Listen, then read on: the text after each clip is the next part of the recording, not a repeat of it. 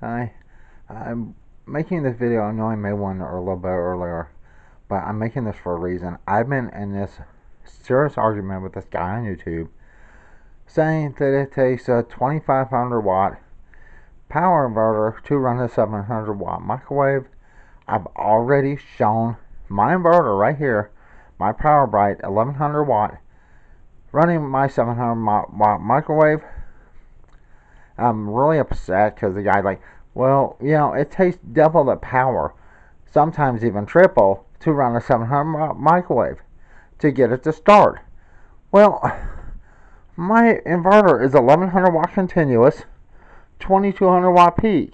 So even if this fool was right and it takes double or triple the power to kick a 700 watt microwave, guess what?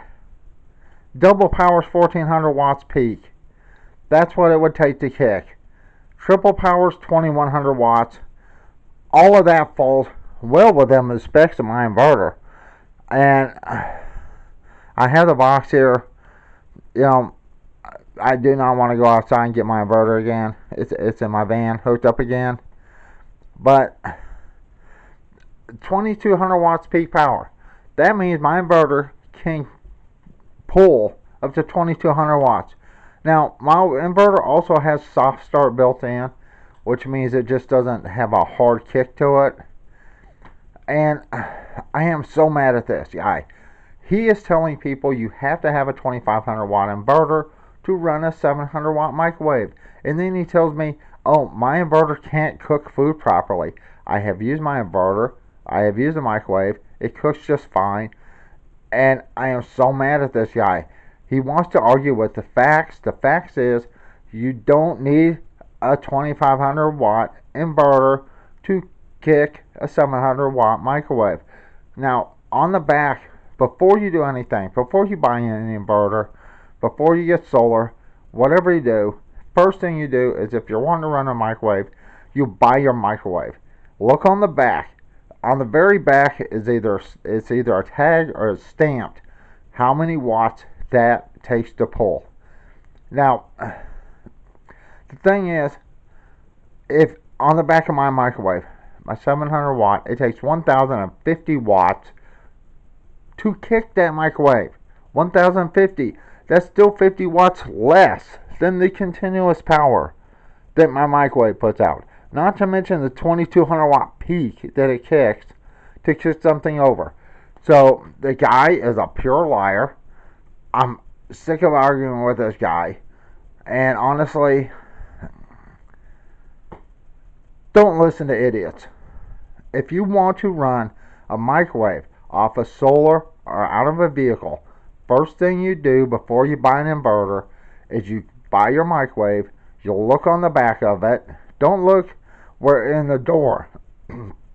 It says 700 watts in the door. Most microwaves are 700 watts, take around 980 watts to cook with. Don't fall for that. A 700 watt microwave generally kicks between 1000 and 1100 watts. But even if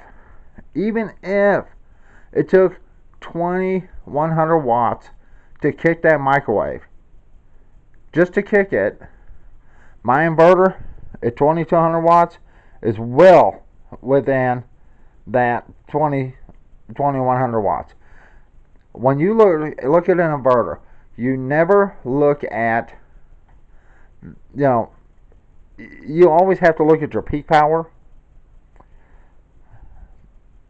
and you have to look at your continuous power. If you buy an inverter that says 700 watts, that is, pretty much peak.